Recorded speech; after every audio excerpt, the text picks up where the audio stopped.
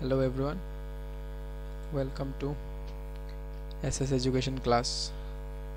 तो आज हम लोग अपने इम्पोर्टेंट आसाम हिस्ट्री के क्लासेस में पार्ट 5 को करने जा रहे हैं। आशा करता हूँ आप लोग ने पहले वाला जो भी पार्ट्स है उनको देख लिया होगा। और अभी आगे हम लोग बढ़ते हैं। आज हम लोग पढ़ेंगे इंस्क्रिप्शन के बारे में। हम लोग मेजर सोर्सेस पढ़ रहे थे कि किस किस से हम लोग स्टडी करते हैं। उसमें से कॉइन्स के बारे में हम लोग पढ़ लिए थे। आर्कियोलॉजिकल सोर्सेज में कॉइन्स पढ़ लिए थे। अभी हम लोग पढ़ेंगे इंस्क्रिप्शंस, जिससे बहुत सारा चीज़ पता चल जाता है, हम स्टडी के लिए काम आता है। तो आज जो शुरू करते हैं वो है इंस्क्रिप्शंस। आप लोग पहले वाले जो क्लासेस है वो देख लेना।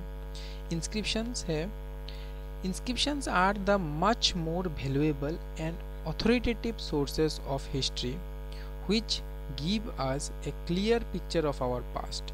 inscriptions बहुत ज़्यादा वैल्यूएबल होते हैं और उसमें से करेक्ट सोर्स मिलता है जो हम लोगों की हिस्ट्री को एक सटीक रूप में जानने में मदद करता है। inscription provide us with some basic information for the purpose of historical research. historical research में inscriptions का बहुत ही बड़ा योगदान है, जिससे बहुत ज़्यादा हम लोग को बेसिक इंफॉर्मेशन मिल जाता है। फिर इंस्क्रिप्शंस ऑफ आसाम हिस्ट्री। तो अभी हम लोग आसाम हिस्ट्री इंस्क्रिप्शंस तो बहुत जगह में बहुत सारा है। एक इंस्क्रिप्शंस का नाम हम लोग ने पहले भी मेंशन किया है।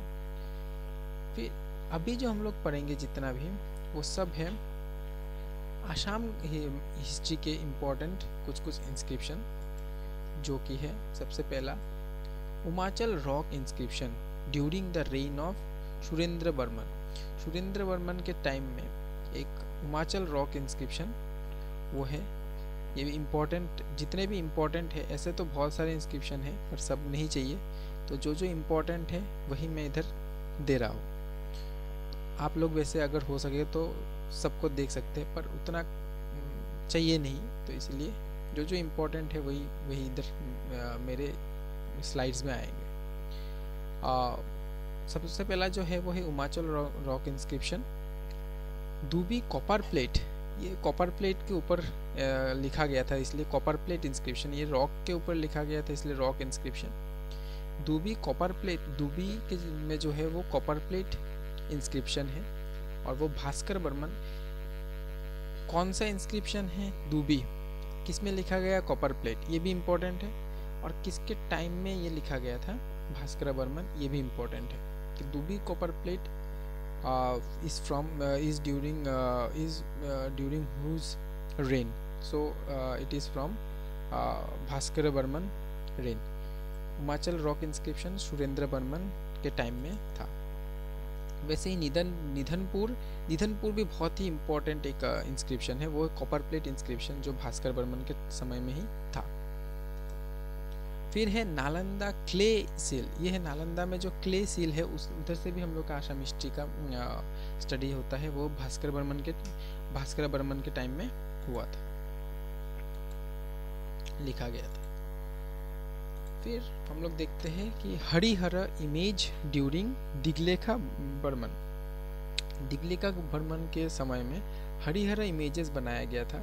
हरिहर मतलब ये एक ऐसा मूर्ति, हरिहर के बाद ये ऐसा मूर्ति है जिसमें दो भगवान को दर्शाया गया है। एक ही मूर्ति में दो भगवान हैं, एक है हरि, एक है हर। हरि मतलब विष्णु, हर मतलब शिवा।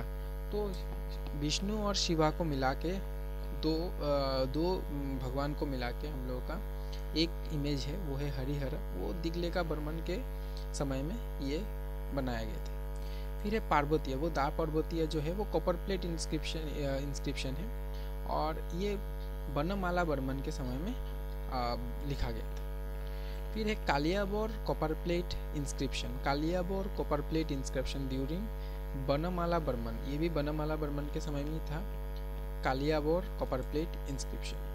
फिर है Ulubari copper plate inscription. Ulubari copper plate inscription जो कि बाला बर्मन 3 के समय में, एक है बनमाला बर्मन, एक है बाला बर्मन 3। ये उलूबारी कॉपर प्लेट इंस्क्रिप्शन है। नेक्स्ट जो इंस्क्रिप्शन है वो है Sualkuchi copper plate inscription during Ratnapala. Ratnapala के समय में सुआलकुची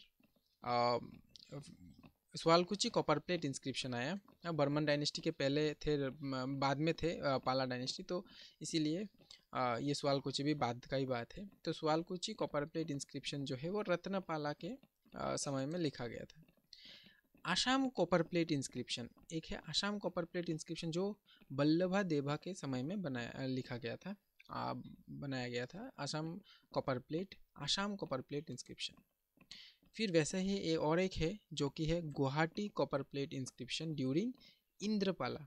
इंद्रपाला के समय में गुवाहाटी कॉपर प्लेट इंस्क्रिप्शन भी एक था।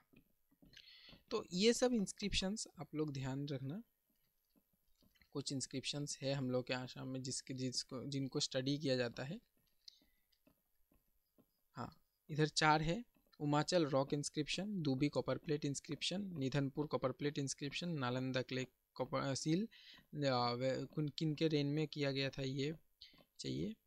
और इसमें और 4 है जो कि हरिहर इमेज है, पार्वतीय कॉपर प्लेट इंस्क्रिप्शन है, कालियाबोर कॉपर प्लेट इंस्क्रिप्शन है, उलूबारी कॉपर प्लेट इंस्क्रिप्शन है।